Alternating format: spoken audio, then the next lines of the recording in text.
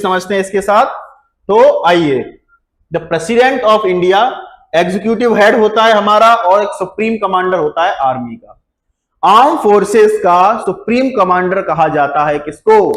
Arm forces का supreme commander कहा जाता है राष्ट्रपति को। ओके, चलिए, तीनों सेनाओं का सुप्रीम कमांडर होता है एंड सारी एग्जीक्यूटिव पावर्स इसके अंदर होती हैं, इसीलिए हम इसको एग्जीक्यूटिव हेड भी बोलते हैं इसे। Election based on preferential system, very good बेटा।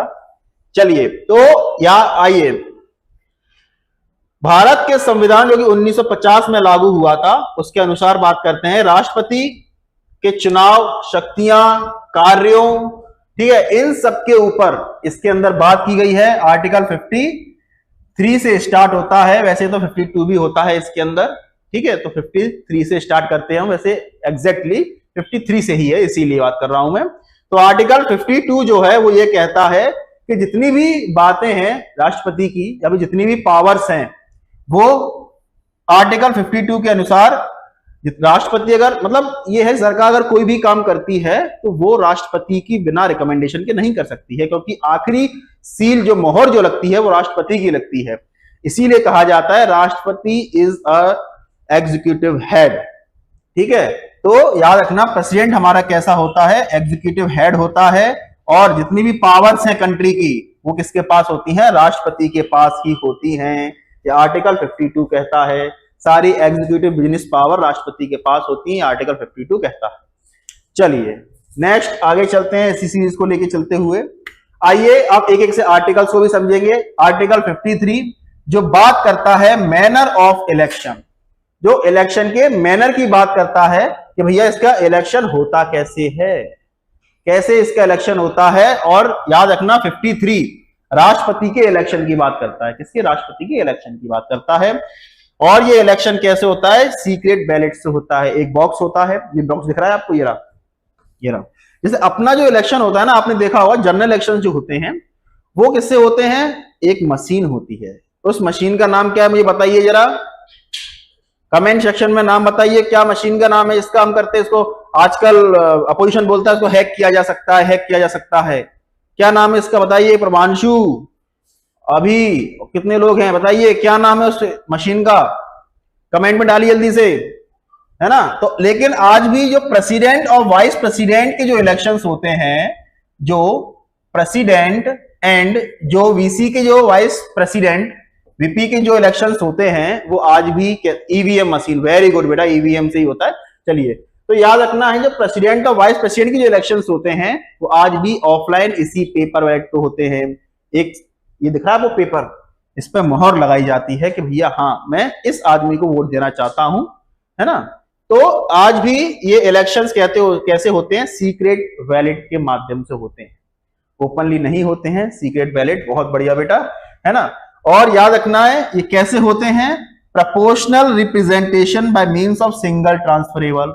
मतलब अगर एक आदमी ने वोट दिया, अगर उसका वोट आगे चलकर जिसके काम नहीं आया तो दूसरे को ट्रांसफर हो जाता है। जैसे आपने देखा होगा, एक ऐसा होता है चार्ट, यहां पर नाम लिखे रहते हैं, समझ लो 4 आदमी खड़े हैं, 1 2 3 4, ठीक है।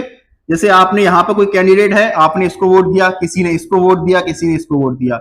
अगर वो 50% से ऊपर नहीं ला पाता है तो वो दूसरे पर ट्रांसफर हो जाते हैं। फिर ऐसे ही ट्रांसफर चलता रहता है। जिसने आंकड़ा ट्रांसफर का 50% का पार कर लिया वो जीतकर आ जाता है। ओके, ये होता है भैया कैसा? Proportional representation by single transferable vote. Okay, चलिए, ये बात करता है 53 के अंदर। ओके, ऐसे ही हम देखेंगे बेटा 54 को भी देखेंगे। 54 के अंदर बात किया गया है, the president shall be elected by the members and electoral college. ये इसी की बात करता है कि भैया किसके द्वारा किया जाएगा? उन्हीं लोगों के द्वारा किया जाएगा। मैंने क्या था? Lok Sabha, Rajya Sabha, state assemblies and Delhi and Puducherry. ये दो हमारी कैसी हैं? ये दो हमारी यूटीज हैं। तो इसके ओनली इलेक्टेड मेंबर, कौन से? इसके सिर्फ और सिर्फ इलेक्टेड मेंबर ही इसमें पार्टिसिपेट करते हैं। नॉमिनेटेड का नाम मत लिख देना कहीं भी, एग्जामिनर आपको यही फंसाएगा कि नॉमिनेटेड होता है या इलेक्टेड। दोनों ओनली इलेक्टेड मेंबर इसके अंदर पार्टिसिपेट करते हैं। जैसा कि मैंने आपको पिछली क्लास में ये बता रखा है, Lok Sabha, Rajya Sabha, state assemblies and Delhi and Puducherry के इलेक्टेड मेंबर ही सिर्फ इसके अंदर पार्टिसिपेट करते हैं। चलिए, ओके, ये था elected member both houses parliament. Okay, यहीं पर अगर हम वाइस प्रेसिडेंट की बात करें तो वहां पे इलेक्टेड एंड नॉमिनेटेड दोनों आ जाते हैं, तो दोनों मेंबर्स होते हैं। ओके, लेकिन राज्यसभा लोकसभा की बात की गई है उसके अंदर। चलिए नेक्स्ट चलते हैं बेटा, आर्टिकल 56 पे देखते हैं 56 क्या कहता है। 56 इसके कार्यकाल की बात करता है। क्या बात करता है? इसके कार्यकाल की बात करता है। किसका कार्यकाल? भैया राष्ट्रपति के कार्यकाल की बात करता है कि भैया इसका कार्यकाल कितने समय का होगा? 5 साल का कार्यकाल होगा। राष्ट्रपति का जो कार्यकाल होता है, नॉमिनेटेड रिमूवल में वोट करते हैं। हाँ, वेरी गुड बेटा, याद रखना अगर इसकी यहां रिमूवल की बात आती है अगर इनके, तो रिमूवल में लोकसभा और राज्यसभा दोनों के कंप्लीट मेंबर पार्टिसिपेट करते हैं। इसके अंदर स्टेट असेंबली का फिर कुछ काम नहीं रहता इसके अंदर। ठीक है, चलिए तो 5 साल का कार्यकाल होता है। और याद रखना कोई भी उत्तराधिकारी जो भी इसका सक्सेसर होगा उसके आने से पहले ही इनको भैया अपने ऑफिस में बिठा दिया जाता है। आप कह सकते हैं 5 साल खत्म होते हैं, खत्म होते ही 6 महीने के अंदर, मतलब कार्यकाल चल रहा है इनका, उसी दौरान एक नए आदमी को इलेक्ट किया जाता है, फिर अगले 5 साल के लिए उनको बिठा दिया जाता है। ओके, चलिए और याद रखना है जो 56 ये भी कहता है कि जो राष्ट्रपति जो है अपना रेजिग्नेशन किसको देंगे? वाइस प्रेसिडेंट को देंगे, उपराष्ट्रपति को देंगे। उपराष्ट्रपति किसको देंगे? प्रेसिडेंट को देंगे, प्रेसिडेंट वाइस प्रेसिडेंट को देंगे। सिंपल। चलिए, और इसका जो इंपीचमेंट, अच्छा ये वर्ड है जो इंपीचमेंट, महाभियोग, ये सिर्फ और सिर्फ राष्ट्रपति के लिए यूज किया गया है। ओके, बाकी अदर जो कॉन्स्टिट्यूशनल हमारी बॉडीज हैं उनके लिए वर्ड जो यूज किया गया है वो है रिमूवल। क्या है बेटा? रिमूवल वर्ड उनके लिए यूज किया गया है। लेकिन राष्ट्रपति के लिए उनको हटाने के लिए जो वर्ड यूज किया गया है वो कौन सा है बेटा? वो है इंपीचमेंट। ओके, पढ़ेंगे आर्टिकल 61 बात करता है इंपीचमेंट की, उसको भी देखेंगे। ये इनका कार्यकाल था। आइए अब आर्टिकल 58 को भी देखते हैं। वो क्या बात करता है? इनकी क्वालिफिकेशन की बात करता है। किसकी बात करता है? इनके क्वालिफिकेशन की बात करता है कि राष्ट्रपति बनने के लिए आपको 10वीं पास होना या 12वीं। अरे मजाक कर रहा हूं बेटा, कोई भी पास नहीं चाहिए। उनकी क्वालिफिकेशंस अलग हैं। जैसे वो भारत का नागरिक हो, सिटीजन हो, कि यहाँ का इंडिया का इंडियन सिटीजन होना चाहिए। अच्छा, इसमें भी एक चीज है कि इंडियन सिटीजन हमारे यहां से कैसे भी हो, बाय बर्थ हो, नेचुरलाइजेशन हो, डिसेंट हो, जिस तरीके से हो सकता है वैसे होगा। लेकिन यहीं पर अगर हम यूएसए के प्रेसिडेंट की बात करें तो वहां अगर आपको राष्ट्रपति बनना है तो आपका जन्म भी वहीं पर होना चाहिए, मतलब बाय बर्थ आपको यूएस का सिटीजन होना चाहिए। लेकिन इंडिया के अंदर ऐसा कोई रूल नहीं है। इंडिया के अंदर सिर्फ इतना रूल है, आप इंडियन सिटीजन होने चाहिए। अब आप कैसे हैं वो मैटर नहीं करता। ठीक है, चलिए, तो इंडियन सिटीजन होने चाहिए, 35 वर्ष की आयु आपकी कंप्लीट हो जानी चाहिए, या 35 या 35 वर्ष से ज्यादा का होना चाहिए, सीधा है। ठीक है, दूसरा आपकी क्वालिफिकेशन जो है, आप इतने क्वालिफाइड होने चाहिए जितना एक लोकसभा या राज्यसभा, मतलब पार्लियामेंट के अंदर जो एक मेंबर होता है उसके जितनी आपकी एलिजिबिलिटी होनी चाहिए, है ना। तो आपकी क्वालिफिकेशन कैसी होनी चाहिए? जितनी एक मेंबर की होती है, पार्लियामेंट के मेंबर की होती है, सब चुनकर आता है उसी तरीके से। चलिए नेक्स्ट है, आप किसी ऑफिस ऑफ प्रॉफिट के अंदर नहीं आने चाहिए, मतलब state assembly, state government, central government या किसी लोकल अथॉरिटी के अंदर आप क्या नहीं होने चाहिए? नौकरी पे नहीं होनी चाहिए। सीधा सीधा कहने का ये है। अगर आप नौकरी करते हैं तो आपको वहां से रेजिग्नेशन देना पड़ेगा और आपको कहां पर भर्ती होना पड़ेगा, तब जाकर आप राष्ट्रपति का चुनाव लड़ सकते हैं। सीधा सीधा ये है। चलिए, तो ये हो गए हमारे क्या, इसकी भैया क्वालिफिकेशंस हो गई हैं इसकी। चलिए नेक्स्ट देखते हैं। नेक्स्ट है आर्टिकल 59 बात करता है राष्ट्रपति के कार्यालय की शर्तें। जैसे संसद के किसी भी सदन या राज्य विधानमंडल का सदस्य नहीं होगा। मैंने क्या कहा था कि भैया स्टेट गवर्नमेंट के अंदर नहीं होना चाहिए, इवन वहां का सदस्य भी नहीं होना चाहिए। अगर सदस्य है तो उसको अपना रेजिग्नेशन देना पड़ेगा। तो वहां से किसी का भी सदस्य, लेकिन बन कोई भी सकता है, लेकिन उसको पहले अपना रेजिग्नेशन देना पड़ेगा। रेजिग्नेशन देने के बाद ही वो क्या कर सकता है? राष्ट्रपति का चुनाव लड़ सकता है। चलिए नेक्स्ट है, किसी अन्य लाभ के पद पर नहीं। वही बताया था मैंने कि state government, central government, local government के अंडर किसी भी नौकरी पर नहीं होना चाहिए, सीधा। चलिए नेक्स्ट है, बिना, अच्छा इसको मिलता क्या क्या है? जो इसे मिलता है वो इसे बिना किराए का। अच्छा, आपने देखा हो पार्लियामेंट हाउस, देखा पार्लियामेंट, जो आपने देखा हो, पार्लियामेंट कर रहा हूं सॉरी मैं, राष्ट्रपति घर देखा है आपने किसी ने, है ना। तो राष्ट्रपति को जो घर मिलता है, राष्ट्रपति हाउस जो आपने देखा है आपने पार्लियामेंट, अब उसके अंदर क्या है? प्रेसिडेंशियल हाउस के अंदर वहां आप एक चीज नोटिस करना, इतना बड़ा घर है लेकिन मिलता किसी एक ही आदमी को है। किसको मिलता है? एक ही आदमी को मिलता है, और वो कौन होता है? जो राष्ट्रपति बनता है। और उसके अंदर रहने के लिए आपको किसी भी तरह का किराया नहीं देना पड़ता। जैसे आप रह रहे हैं, भले ही आप 1 साल रहे, 2 साल रहे, किसी घर में रहते हैं, तो आपको कुछ ना देना पड़ता है ना। आपको जो भी मिलता है फ्री मिलता है। इवन आपकी जो 5 लाख रुपीज जो सैलरी होती है वो भी बिना टैक्स की होती है। जैसे आम लोग अगर सैलरी लेते हैं, सैलरी जो सरकारी आदमी को मिलती है वो टैक्स के साथ मिलती है, टैक्स कट जाता है वहां पे। लेकिन इसको जो 5 लाख रुपए मिलते हैं राष्ट्रपति को, कितने? 5 लाख रुपए मिलते हैं, वो टैक्स से अजम्पशन है उसके ऊपर, मतलब आपको उसमें टैक्स नहीं भरना होता है। तो राष्ट्रपति को जो सैलरी मिलती है, उसको घर मिलते हैं, बिना किराए का घर है, कैसा भी सुविधाएं काफी मिलती है उनको, तो इसी के अंदर आता है, याद रखना है आपको।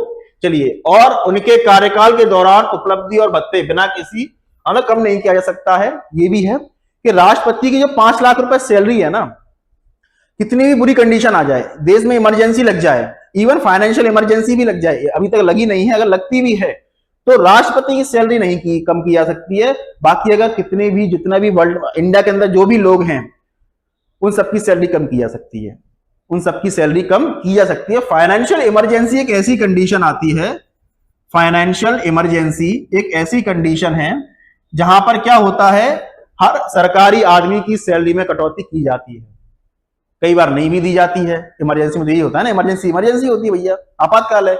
लेकिन जो राष्ट्रपति को 5 लाख रुपए दिए जा रहे हैं, उनमें कोई भी कटौती नहीं की जाएगी। देखा, मतलब 5 लाख रुपए मिलेंगे, उसमें कोई कटौती भी नहीं की जाएगी, उसमें कोई आपको टैक्स भी नहीं देना है। आप जिस घर में रह रहे हैं, जिस राष्ट्रपति घर में रह रहे हैं, आपने देखा होगा जो पार्लियामेंट, अपना जो प्रेसिडेंशियल हाउस है, उसके अंदर जो रह रहे हैं आप, तो उसमें भी आपको कुछ किराया नहीं देना है, सारी सुविधाएं फ्री है, नौकर चाकर आपके लिए फ्री है, सब फ्री है उसके अंदर आपके लिए, ठीक है। तो ये 59 बात करता है, बहुत बढ़िया। चलिए अब 60 पे बात करते हैं।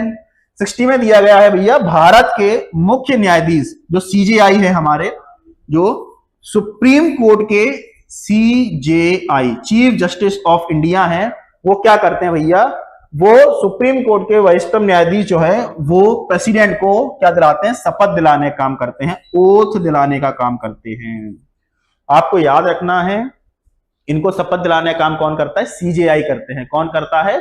सीजेआई करते हैं। अगर सीजेआई नहीं है, अगर सीजेआई अनुपस्थित है, नहीं है, तो सुप्रीम कोर्ट का जो सेकंड सबसे सीनियर मोस्ट जज होगा, जो कि सीनियर मोस्ट जज होगा, वो उनको क्या दिलाने का काम करेगा? शपथ दिलाने का काम करेगा। वो नहीं है तो और सीनियर मोस्ट से चलता रहता है, ठीक है। तो याद रखना, वही इनको शपथ दिलाने का काम करते हैं।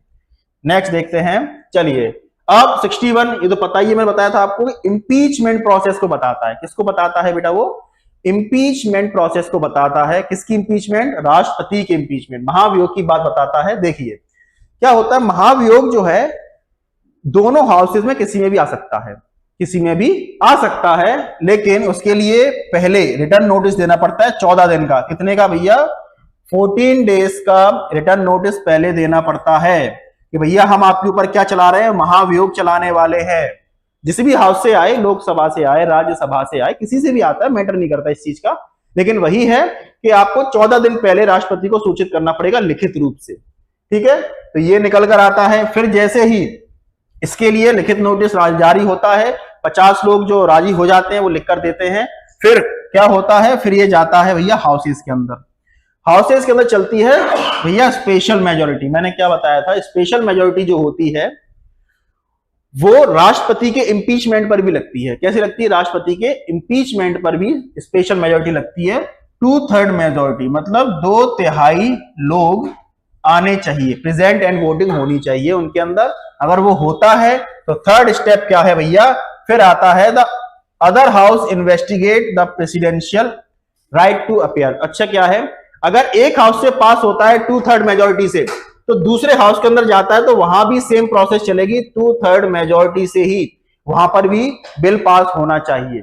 अगर बिल पास हो जाता है देन फिर इनको हटाया जा सकता है, फिर इनको हटाया जाएगा। लेकिन आज तक भारत के इतिहास में किसी भी सिटिंग प्रेसिडेंट को हटाया नहीं गया है, याद रखना इस चीज को। चलिए, तो ये थी इनकी इंपीचमेंट प्रोसेस, काफी इजी प्रोसेस है। यहीं पर बात करते हैं भैया आर्टिकल 62 की।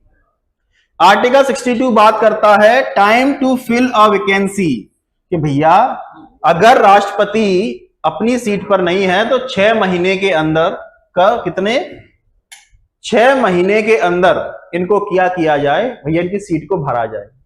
याद रखना है 62 के अंदर क्या है कि अगर राष्ट्रपति नहीं है अपनी सीट पर तो 6 महीने के अंदर चुनाव करा दिए जाएं। अच्छा, एक और चीज है, राष्ट्रपति का पद कभी खाली नहीं छूटता।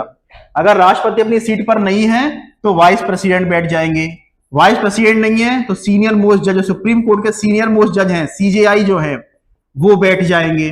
तो याद रखना है आपको, ये प्रोसेस चलती रहती है, तो पद कभी खाली नहीं छोड़ा जाता। राष्ट्र का प्रमुख होता है कौन? राष्ट्रपति, इसीलिए उनकी सीट कभी खाली नहीं रहती है। और जब तक ये बैठे हैं, जैसे राष्ट्रपति बैठे हुए 6 महीने के लिए ही बैठ सकते हैं, क्योंकि 6 महीने के अंदर उन्हें चुनाव कराने होते हैं। ऐसा नहीं है कि राष्ट्रपति को ही परमानेंट बैठा दिया 5 साल के लिए, नहीं भैया, उनको 6 महीने के अंदर क्या करना होता है, नए चुनाव कराने होते हैं 6 महीने के अंदर, और राष्ट्रपति को बैठाना होता है।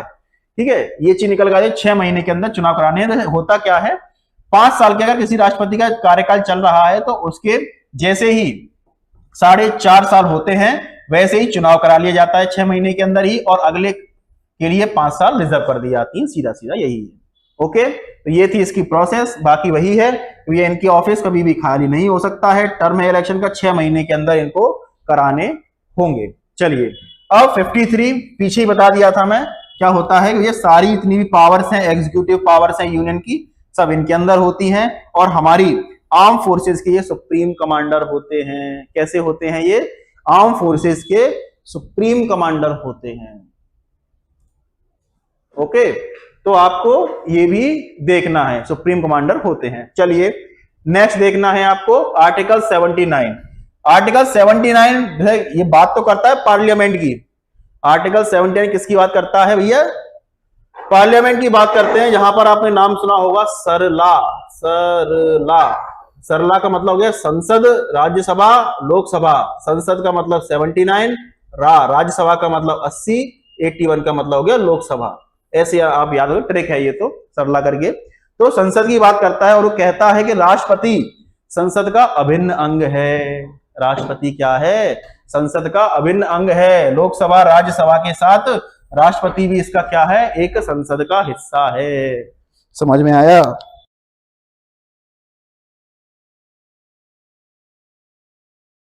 चलिए नेक्स्ट देखते हैं, आर्टिकल 89 को भी देखेंगे। ये बात करता है सेशन की, पार्लियामेंट के जो सेशन चलते हैं उनकी बात करते हैं। ये पार्लियामेंट का जो सेशन चल रहा है उसकी बात करते हैं कि भैया सदनों या किसी सदन को आहूत कर सकता है, सत्रावसान कर सकता है, या फिर लोकसभा को भंग कर सकता है।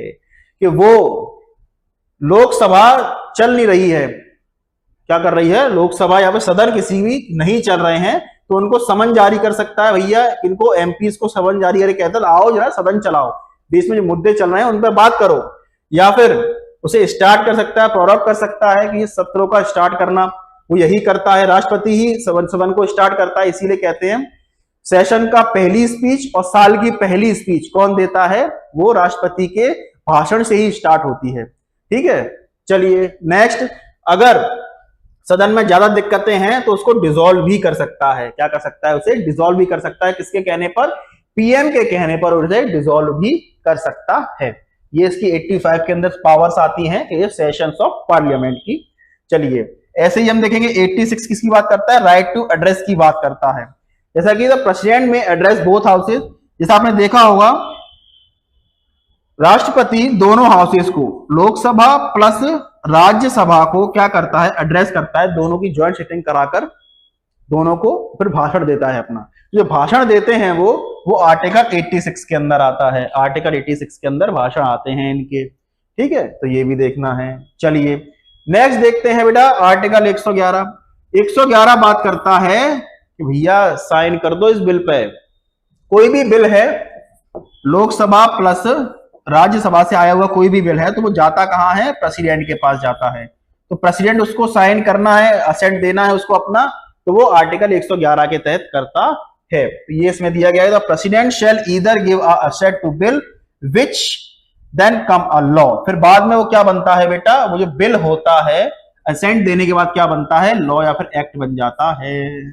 चलिए, और withhold assent return to bill, जो भी इसके अंदर आता है, जैसे हमारी जो उसकी जो पावर्स होती हैं, वीटो पावर्स कहते हैं हम, जिन्हें वोटिंग पावर, वीटो पावर जो होती हैं वो इसके अंदर आती हैं। बिल को अपने पास रखना या फिर उसको रिकमेंडेशन के लिए देना, जिसे सस्पेंसिव वीटो कहा जाता है, या फिर वो इसके अंदर आती हैं, सारी 111 के अंदर आती हैं। चलिए 123 में आता है बेटा ऑर्डिनेंस पावर आती है। ऑर्डिनेंस पावर का मतलब क्या हुआ कि जब लोकसभा चल नहीं रही है तो राज्यसभा प्लस प्रेसिडेंट मिलकर क्या करते हैं, 123 का यूज करते हैं। ये एक इमरजेंसी प्रोविजन कह सकते हैं इसको हम, जब कोई इमरजेंसी लॉ बनाना हो, हमको कुछ भी करना हो, जब लोकसभा नहीं है तो क्या करती है कि लोकसभा की जगह पर राष्ट्रपति ही उसका काम कर लेता है। तो राज्यसभा की मदद से राष्ट्रपति जो है वो एक ऑर्डिनेंस जारी कर देता है। याद रखना क्या करता है, वो ऑर्डिनेंस जारी करता है जब पार्लियामेंट चल नहीं रही होती तब। और ये जो ऑर्डिनेंस जो होता है उसकी सेम पावर होती है जो नॉर्मल लॉ होती है उसकी तरह। जो कॉमन लॉ हो है, ऑर्डिनरी लॉ जो होता है उसी की तरह पावर होती है, इसकी भी सेम रहती है, उसी की तरह ये एक्ट किया जाता है। चलिए तो ये भी देखना है आपको। फिर बाकी के जब पार्लियामेंट लगता है, अपना सेशन आता है, तो उसको फिर रेटिफाई करना पड़ता है। अगर रेटिफाई किया जाता है तो ये लॉ ऐसे ही बरकरार रहता है, अगर नहीं किया जाता है तो फिर क्या करते हैं, उसको खत्म कर दिया जाता है इसको। चलिए नेक्स्ट है भैया 72 में है इसके पास पार्डनिंग पावर। कैसी है बेटा पार्डनिंग पावर? पार्डनिंग पावर कहने का मतलब है क्षमादान शक्तियां। कैसी हैं बेटा? क्षमादान शक्तियां हैं कि power to grant pardons, reprieve, respite, remissions of the punishment और suspend, remit on commitment, sentence, और कुछ भी कर सकता है। देखिए कैसे ये समझते हैं इसको। पहले तो अगर कहीं कोर्ट मार्शल हुआ है, कोर्ट मार्शल आर्मी से निकाल देना कहते हैं। अच्छा कोर्ट मार्शल बड़ी खतरनाक प्रोसेस है। कोर्ट मार्शल में आदमी को डिफेंस से ऐसे निकाला जाता है जैसे तुम आए थे, एकदम नॉर्मल आदमी की तरह। ना आपको एक्स सर्विसमैन का कोटा मिलता है, ना कोई पेंशन मिलती है, ना कैंटीन कार्ड मिलता है, ना कुछ नहीं मिलता आपको। जैसे आप एक नॉर्मल आदमी है, एक सिविलियन है, वैसे ही आप वहां से निकाल दिए जाते हो। उसी को कोर्ट मार्शल कहते हैं। तो उसको भी रोकने का काम कौन करता है? प्रेसिडेंट कर सकता है। तो ये भी है इसके ऊपर। और जितने भी, जैसे कि कहीं पर किसी को डेथ पेनल्टी दी गई है, क्या दी गई है? किसी को डेथ पेनल्टी दी गई है, तो उस पेनल्टी को क्या कर देता है, वो कम कर देता है, या फिर उसको लाइफ इम्प्रिजनमेंट में उसको तब्दील कर देता है। मतलब कहने का मतलब उसको आजीवन कारावास में बदल देता है। या किसी की आजीवन कारावास है किसी का, तो उसको किस में बदला जा सकता है? उसकी सजा कम कर दी जाती है, 10 साल कर दी उसकी। अगर किसी को इमरजेंसी है, जिस खासकर जो फीमेल्स की जो वो रहती हैं, जेलें रहती हैं, तो उनको जो दिक्कतें होती हैं, है ना, कई बार फीमेल्स को काफी दिक्कतें रहती हैं। ओके, तो इस वजह से उनकी भी सजा को कम कर दिया जाता है। तो इन सारी पावर्स किसके पास हैं? ये सारी पावर्स हैं किसके पास? सिर्फ और सिर्फ राष्ट्रपति के पास ही है। डिटेल में और पढ़ेंगे जो हम अपनी बहुत जल्दी हम अपनी इंडियन पॉलिटी की फुल लेंथ डिटेल सीरीज लेकर आ रहे हैं। ओके, तो उसके अंदर हम बहुत डिटेल में जितना ज्यादा हो सकता है एक एक एक्ट को समझेंगे। ओके, एक एक जो केसेस हुए हैं उन सबको समझेंगे, फिर जाकर हम करेंगे। चलिए नेक्स्ट है बेटा इसकी इमरजेंसी पावर। पता ही है आपको, राष्ट्रपति के पास 3 इमरजेंसी पावर होती है। कौन कौन सी? एक है नेशनल इमरजेंसी, एक है प्रेसिडेंशियल रूल जिसे स्टेट इमरजेंसी कहते हैं, और एक है फाइनेंशियल इमरजेंसी। और तीनों इमरजेंसी की घोषणा कौन करता है? राष्ट्रपति ही करता है। रिमूवल कौन करता है, हटाता कौन है? वो भी इसी की घोषणा से ही होता है। थोड़ा प्रोसेस अलग है इसकी, ठीक है। तो नेशनल इमरजेंसी जो है with the help of council of ministers and cabinet, उसके माध्यम से लगाई जाती है, लेकिन घोषणा कौन करता है? राष्ट्रपति करता है, खुद से नहीं लगाता राष्ट्रपति, ये याद रखना। प्रेसिडेंट रूल भी खुद से नहीं लगाया जाता है, ये भी काउंसिल ऑफ मिनिस्टर्स की हेल्प से लगता है। ऐसे ही फाइनेंस इमरजेंसी भी सेम है, घोषणा राष्ट्रपति ही करता है, लेकिन लगाया किसके माध्यम से जाता है? या कह सकते हैं लगाने के लिए ऑर्डर कौन देता है? तो यही देते हैं, ठीक है। चलिए नेक्स्ट देखते हैं। तो ये किसमें थी इनकी पावर? ये पावर थी इनकी 52, 56 एंड 60 के अंदर है। चलिए आइए, तो 143 बड़ा ही अच्छा आर्टिकल है। 143 नंबर ही ऐसा है ना। तो 143 में क्या है? तो जो राष्ट्रपति जो होते हैं हमारे, वो न्यायालय से सलाह मांग सकते हैं। तो आर्टिकल 143 ही यही चीज कहता है कि राष्ट्रपति जो है वो किससे सलाह मांग सकते हैं? वो सुप्रीम कोर्ट से सलाह मांग सकते हैं। सुप्रीम कोर्ट के जजेस से क्या कर सकते हैं? सलाह मांग सकते हैं। किन मैटर्स पर? कुछ लीगल्स मैटर हो उन पर सलाह मांग सकते हैं, कुछ कॉन्स्टिट्यूशनल मैटर हो, संवैधानिक मामले हो, उन पर मांग सकते हैं, या फिर जो पब्लिक इंपॉर्टेंस के लिए जो भी मामले हैं उनसे सलाह मांग सकते हैं। याद रखना, सुप्रीम कोर्ट के द्वारा दी गई सलाह राष्ट्रपति पे बाध्यकारी नहीं होती है, तो आपको यह भी याद रखना है, उनके ऊपर कोई भी दी गई सलाह बाध्यकारी नहीं होती है, मींस बाउंडेड नहीं है। अगर बोले कि भैया सुप्रीम कोर्ट ने कहा है कि राष्ट्रपति जी आप ऐसा ऐसा कीजिए, तो वो राष्ट्रपति के ऊपर है मानना या ना मानना। वो सिर्फ क्या मानता है कि भैया हाँ हम सिर्फ क्या मानेंगे, इनकी सलाह देख लेते हैं, ठीक लगती है ठीक है, नहीं तो बस जान दो। ये सारी चीजें हैं। तो लीगल मैटर्स हो गए, कॉन्स्टिट्यूशनल मैटर्स हो गए, या फिर मैटर्स ऑफ पब्लिक इंपॉर्टेंस हो गए, इनको लेकर अगर कोई भी मैटर है तो उसको माना जाता है। चलिए नेक्स्ट समझते हैं बेटा। वही है, अब तो समरी सी दी है इसकी कि ये हमारे क्या है, कॉन्स्टिट्यूशन के गार्जियन हैं, और प्रेसिडेंट जो है राष्ट्रपति एक औपचारिक भूमिका और महत्वपूर्ण संवैधानिक शक्ति दोनों इनके प्रतीक हैं। सीधा सीधा यही है कि इनके अंदर कोई भी काम होता है राष्ट्रपति की मंजूरी के बिना नहीं हो सकता है, राष्ट्रपति की मंजूरी लगती है। कहने का मतलब अगर जो लास्ट साइन जो होते हैं, लास्ट सिग्नेचर जो होते हैं, वो किसके लगते हैं, राष्ट्रपति के लिए ही लगते हैं, क्योंकि वही हमारा देश का प्रमुख है। राष्ट्र का प्रमुख कौन है, the head of the state राष्ट्रपति है, इसीलिए उसकी लास्ट मोहर लगना बहुत जरूरी है। इसीलिए उनकी मोहर लगने से ही क्या होता है, एक जो बिल है वो एक्ट बनता है, और वही आगे चलकर हमको हमारे रूल्स बताता है। कहने का मतलब यही था सीधा सीधा।